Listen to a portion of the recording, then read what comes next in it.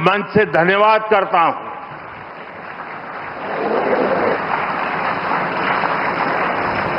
साथियों, हमने इस इमारत को बहुत मंथन के बाद कर्तव्य भवन नाम दिया है। कर्तव्य पथ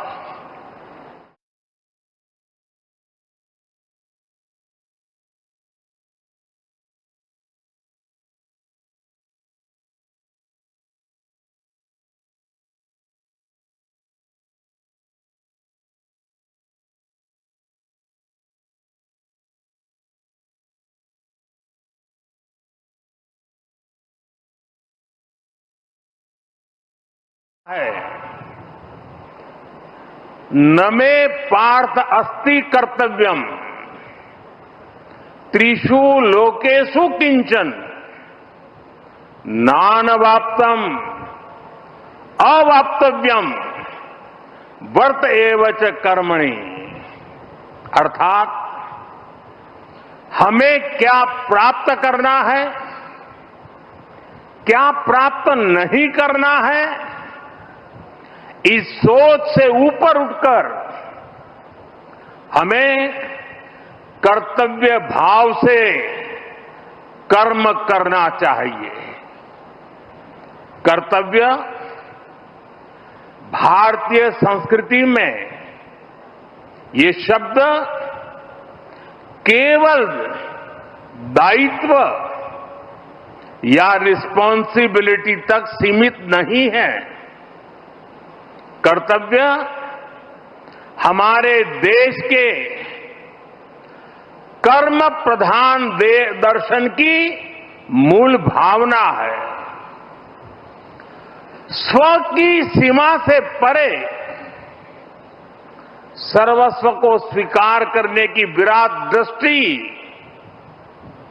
यही कर्तव्य की वास्तविक परिभाषा है। और इसलिए कर्तव्य ये सिर्फ इमारत का नाम भर नहीं है, ये करोड़ों देशवासियों के सपनों को साकार करने की तपोभूमि है।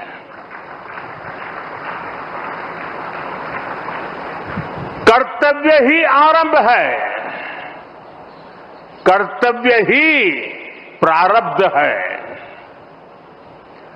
करुणा और कर्मठता के स्नेह सूत्र में बंधा कर्म, वही तो है कर्तव्य।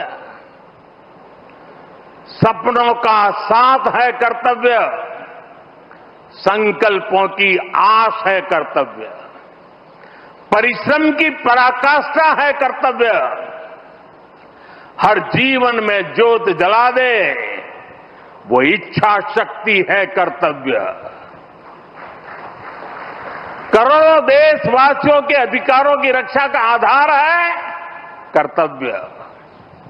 मां भारती की प्राण ऊर्जा का ध्वजवाहक है कर्तव्य। नागरिक देवो भव के मंत्र का जाप है कर्तव्य। राष्ट्र के प्रति भक्ति भाव से किया हर कार्य है कर्तव्य। साथियों, आजादी के बाद दशकों तक देश की एडमिनिस्ट्रेटिव मशीनरी उन बिल्डिंगों से चलाई जाती रही है जो ब्रिटिश शासनकाल में बनी थी। आप भी जानते हैं, दशकों पहले बने इन प्रशासनिक भवनों में वर्किंग कंडीशन कितनी खराब थी। और अभी वीडियो में कुछ झलक भी देखी हमने। यहां काम करने वालों के लिए न पर्याप्त स्पेस है,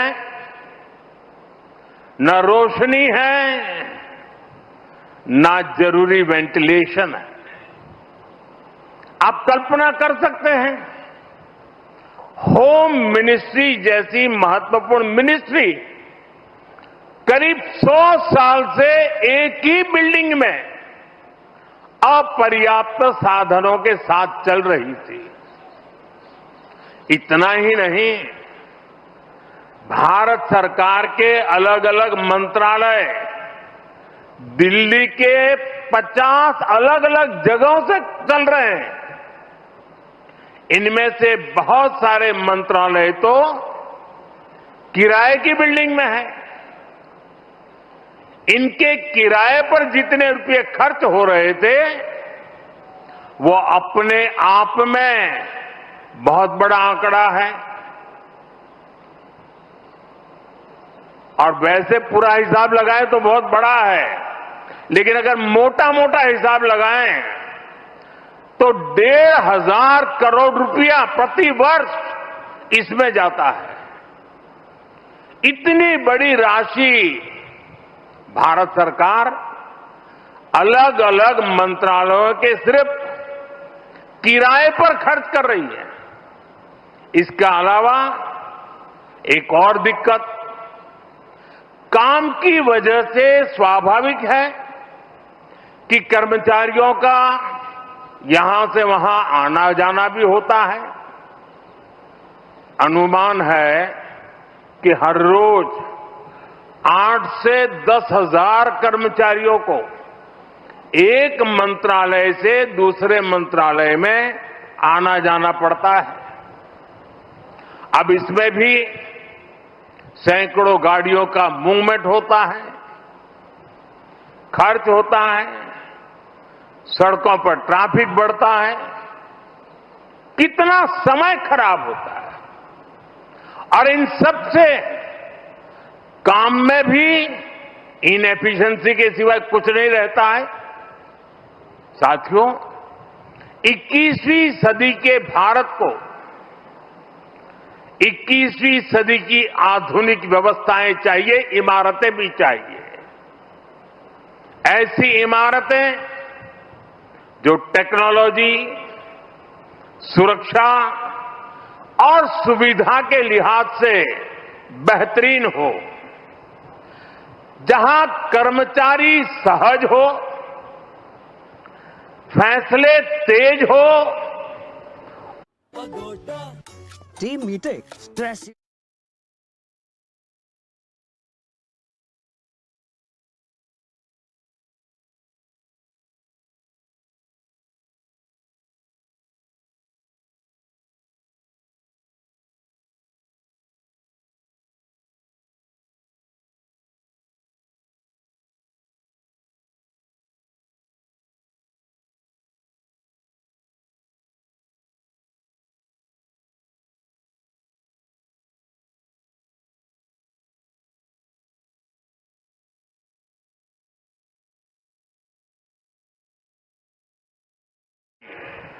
तो इससे कर्मचारियों को सही वर्क एनवायरनमेंट मिलेगा, जरूरी सुविधाएं मिलेगी, उनका टोटल वर्क आउटपुट भी बढ़ेगा और सरकार जो 1,500 करोड़ रुपए किराए पर खर्च कर रही है वो भी बचेगा। साथियों, कर्तव्य भवन की ये भव्य बिल्डिंग, ये सभी प्रोजेक्ट्स, नए डिफेंस कॉम्प्लेक्स, देश के तमाम बड़े इंफ्रास्ट्रक्चर प्रोजेक्ट्स, ये देश को पेश का सबूत तो है ही, ये भारत के वैश्विक विजन का प्रतिबिंब भी है। हम दुनिया को जो विजन दे रहे हैं, भारत खुद उन्हें किस तरह अंगीकार कर रहा है, ये हमारे इंफ्रास्ट्रक्चर डेवलपमेंट में दिखाई दे रहा है। हमने दुनिया को मिशन लाइफ दिया, हमने वन अर्थ, वन सन, वन ग्रिड का आइडिया विश्व के सामने रखा। ये वो विजन है जिनसे मानवता के भविष्य की उम्मीद जुड़ी है। आज आप देख सकते हैं कर्तव्य भवन जैसे हमारे आधुनिक इंफ्रास्ट्रक्चर, ये ऐसे इंफ्रास्ट्रक्चर हैं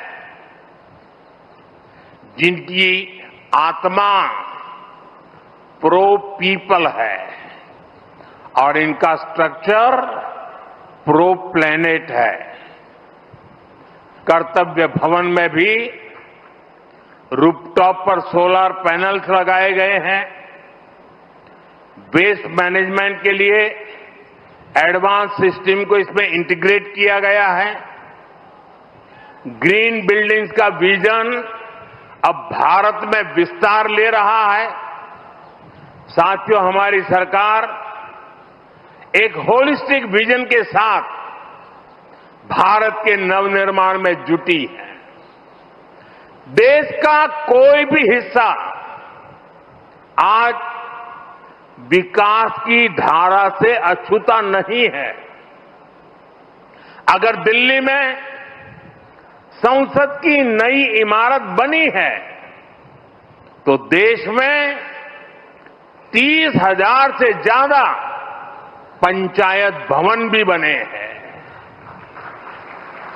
आज यहां एक और कर्तव्य भवन जैसी बिल्डिंग बन रही है तो साथ ही गरीबों के लिए 4 करोड़ से ज्यादा पक्के घर भी बनाए गए हैं।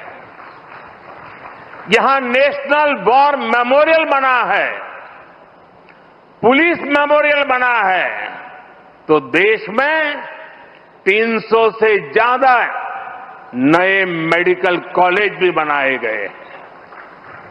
यहां भारत मंडपम बना है तो देश में 1300 से ज्यादा नए अमृत भारत रेलवे स्टेशन भी बनाए जा रहे हैं। यहां बने यशोभूमि की भव्यता पिछले 11 साल में बने करीब 90 नए एयरपोर्ट में भी नजर आती है।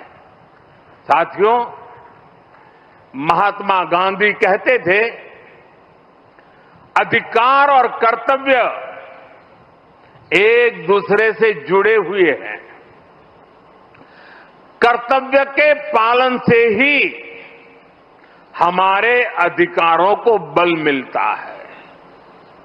हम नागरिक से कर्तव्य की अपेक्षा रखते हैं, लेकिन सरकार के तौर पर हमारे लिए भी कर्तव्य सर्वोपरि है। और जब कोई सरकार अपने कर्तव्यों को गंभीरता से पूरा करती है तो वो गवर्नेंस में भी नजर आता है। आप सभी जानते हैं, पिछला 1 दशक देश में गुड गवर्नेंस का दशक रहा है। गुड गवर्नेंस और विकास की धारा रिफॉर्म्स की गंगोत्री से ही निकलती है। जब मंगला जी की किडनी का ऑपरेशन हुआ तो पॉलिसी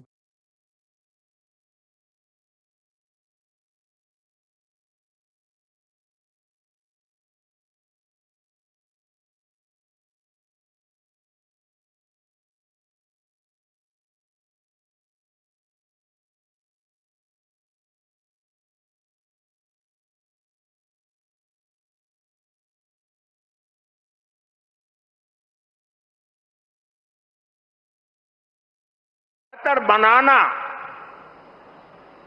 ईज ऑफ लिविंग को बढ़ाना, वंचितों को वरीयता, महिलाओं का सशक्तिकरण, सरकार की कार्यप्रणाली को बेहतर बनाना, देश लगातार इस दिशा में इनोवेटिव तरीके से काम कर रहा है। हमें गर्व है कि पिछले 11 साल में देश ने एक ऐसी शासन प्रणाली विकसित की है जो पारदर्शी है, संवेदनशील है और सिटीजन सेंट्रिक है। साथियों, मैं दुनिया के जिस भी देश में जाता हूं, वहां जनधन, आधार और मोबाइल जेम ट्रिनिटी की बहुत चर्चा होती है। दुनिया भर में उसकी प्रशंसा होती है। इसने भारत में सरकारी योजनाओं की डिलीवरी को ट्रांसपेरेंट और लीकेज फ्री बना दिया है। आज कोई भी ये जानकर हैरान रह जाता है कि देश में राशन कार्ड हो, गैस सब्सिडी पाने वाले हो, स्कॉलरशिप हो, ऐसी अलग अलग योजनाओं के करीब 10 करोड़ लाभार्थी ऐसे थे। ये आंकड़ा सुनकर के चौंक जाओगे। 10 करोड़ लाभार्थी ऐसे थे जिनका कभी जन्म ही नहीं हुआ था। इनके नाम पर पहले की सरकारें पैसे भेज रही थी और वो पैसा इन फर्जी लाभार्थियों के नाम पर बिचौलियों के खाते में जा रहा था। इस सरकार में इन सभी 10 करोड़ फर्जी नामों को हटा दिया गया है और अभी ताजा आंकड़ा है कि इससे देश के 4,30,000 करोड़ रुपए से ज्यादा 4,30,000 करोड़ रुपए से ज्यादा ये पैसे गलत हाथों में जाने से बचे हैं। आप कल्पना करिए, 4,30,000 करोड़ रुपए की चोरी। अब ये पैसा देश के विकास में काम आ रहा है। मतलब लाभार्थी भी खुश हैं और देश का संसाधन भी बचा है। साथियों, सिर्फ करप्शन और लीकेज ही नहीं, अनावश्यक नियम कायदे भी नागरिकों को परेशान करते हैं। इनसे सरकार की डिसीजन मेकिंग प्रोसेस स्लो होती थी। इसलिए हमने 1500 से ज्यादा पुराने कानून समाप्त कर दिए। कई कानून तो अंग्रेजों के जमाने के थे, जो इतने दशकों बाद भी रोड़ा बने हुए थे। हमारे यहां कानूनों के कंप्लायंस का भी बहुत बड़ा बर्डन रहा है। कोई भी काम शुरू करना हो तो दर्जनों कागज देने पड़ते थे। पिछले 11 साल में 40,000 से अधिक कंप्लायंसेस को खत्म कर दिया गया है और ये काम अभी पूरा नहीं हुआ है, अभी भी लगातार जारी है। साथियों, यहां भारत सरकार के वरिष्ठ सचिव भी मौजूद है। आप इस बात से परिचित है कि पहले कितने विभागों और मंत्रालयों में किस तरह जिम्मेदारियों और अधिकारों की ओवरलैपिंग होती थी। इससे डिसीजंस अटक जाते थे, काम अटक जाता था। हमने अलग अलग विभागों को जोड़कर डुप्लीकेशन खत्म किया। कुछ मंत्रालय को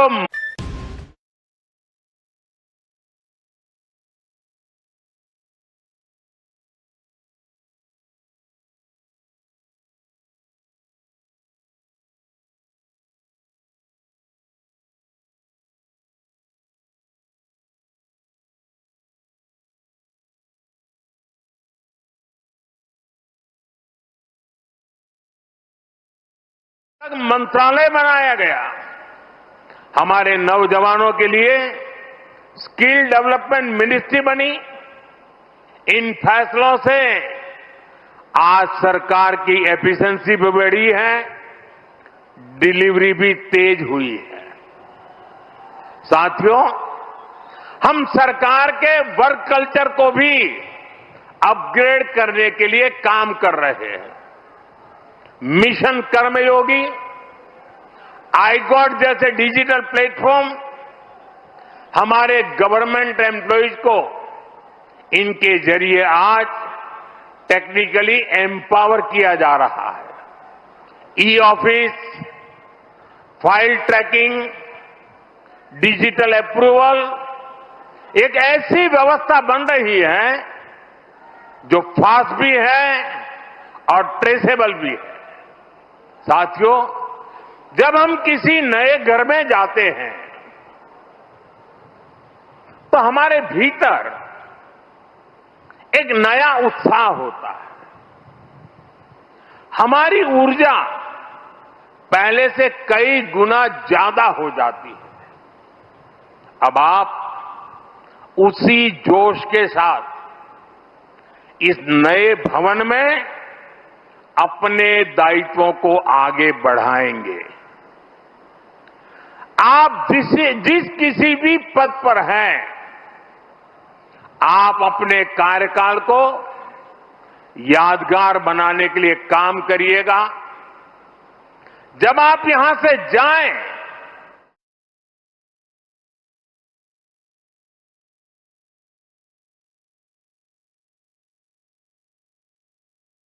दान दिया है। साथियों, हमें फाइलों को लेकर अपने नजरिए को भी बदलने की जरूरत है। एक फाइल, एक शिकायत, एक आवेदन, ये देखने में बस एक रोजमर्रा का काम लग सकता है, लेकिन किसी के लिए वही एक कागज उनकी उम्मीद हो सकता है।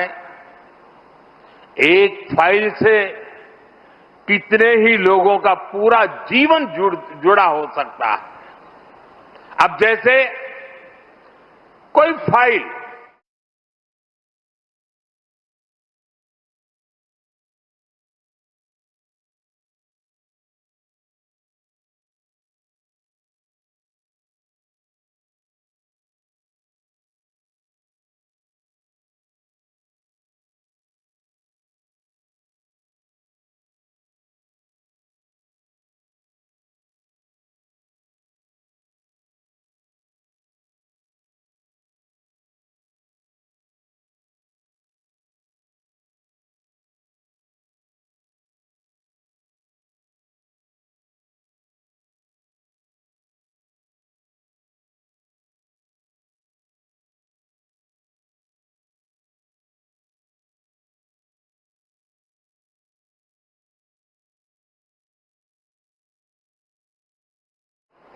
कर्तव्य की इसी भावना के साथ हम सबको हमेशा राष्ट्र निर्माण में जुटे रहना है।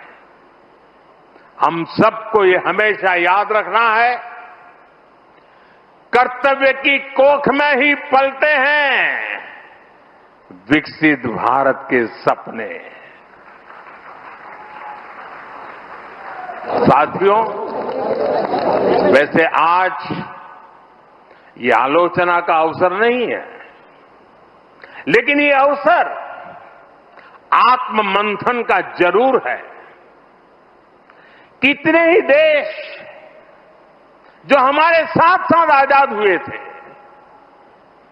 वो इतनी तेजी से आगे बढ़ गए, लेकिन भारत तब उस गति से आगे नहीं बढ़ पाया। अनेक वजह रही होगी, लेकिन अब हमारा दायित्व है कि हम समस्याओं को आने वाली पीढ़ियों के लिए छोड़ करके न जाएं। पुराने भवनों में बैठकर हमने जो निर्णय लिए, जो नीतियां बनाई, उनसे 25 करोड़ देशवासियों को गरीबी से निकालने का हौसला मिला। 25 करोड़ लोगों का गरीबी से बाहर आना ये एक बहुत बड़ी सिद्धि है।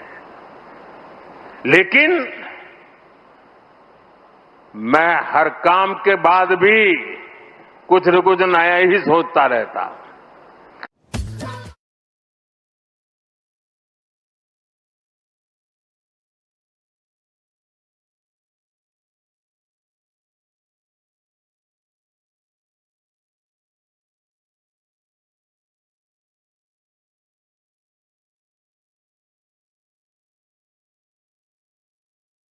कि भारत को गरीबी से पूरी तरह मुक्त करना है।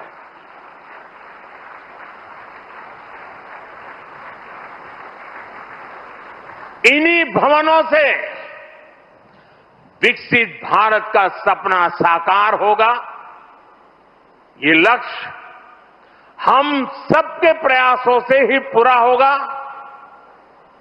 हमें मिलकर भारत को दुनिया की तीसरी सबसे बड़ी इकोनॉमी बनाना है। हमें मिलकर मेक इन इंडिया और आत्मनिर्भर भारत की सक्सेस स्टोरी लिखनी है। हमारा संकल्प होना चाहिए, हम अपनी और देश की प्रोडक्टिविटी को स्केल अप करेंगे। जब टूरिज्म की बात हो, पूरी दुनिया से लोग भारत आए। जब ब्रांड्स की बात हो, तो दुनिया की नजर इंडियन ब्रांड्स पर जाए। जब एजुकेशन की बात हो, तो विश्व से स्टूडेंट्स भारत आए। हम भारत की ताकत को बढ़ाने के लिए क्या कुछ कर सकते हैं, ये भी हमारे जीवन का ध्येय होना चाहिए। साथियों, जब सफल राष्ट्र आगे बढ़ते हैं तो अपनी सकारात्मक विरासत को त्यागते नहीं हैं, वो उसे संरक्षित करते हैं। आज विकास और विरासत के इसी विजन पर हमारा भारत आगे बढ़ रहा है। नए कर्तव्य भवन के बाद ये नॉर्थ और साउथ ब्लॉक भी भारत की महान विरासत का हिस्सा बनेंगे। नॉर्थ और साउथ ब्लॉक को देश की जनता के लिए युगे युगीन भारत इस संग्रहालय के रूप में बदला जा रहा है। देश का हर नागरिक यहां जा सकेगा, देश की ऐतिहासिक यात्रा के दर्शन कर सकेगा। मुझे विश्वास है हम सब यहां की विरासत को, यहां की प्रेरणाओं को साथ लेकर कर्तव्य भवन में प्रवेश करेंगे।